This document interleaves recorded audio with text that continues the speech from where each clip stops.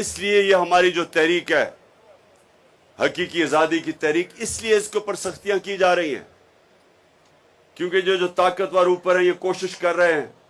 یہ پاور نہیں چھوڑنا چاہتے، پاور کے اندر اربوں روپیہ ہے ان سب کے لیے، پیسہ بنا رہے ہیں، ملک کا نظام تباہ کر کے خود سب پیسہ بنا رہے ہیں، اپنے ذات کے لیے ملک کو تباہی کی طرف دھکیل رہے ہیں۔ الیکشن کیوں نہیں کروانا چاہتے؟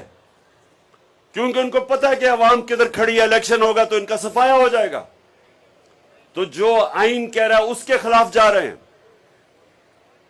سپریم کورٹ کے فیصلے کے خلاف ہر قسم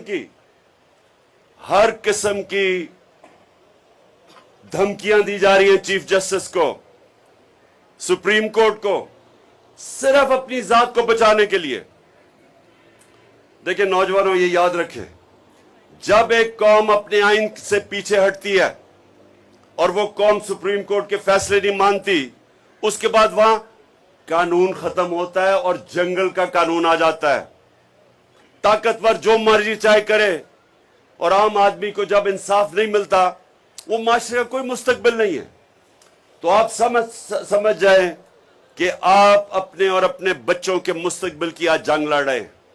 آپ پالیٹکس نہیں کر رہے، یہ پالیٹکس نہیں ہے، یہ جہاد ہے۔